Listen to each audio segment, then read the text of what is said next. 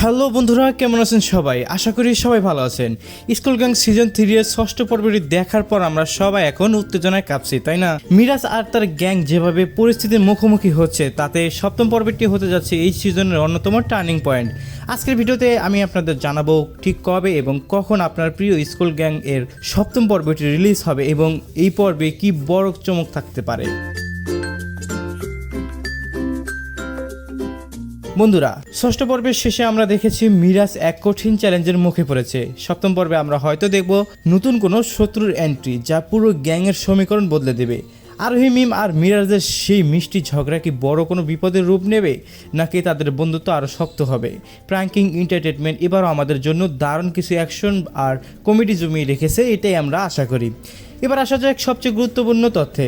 ষষ্ঠ পর্বটির গত বৃহস্পতিবার রিলিজ হয়েছিল।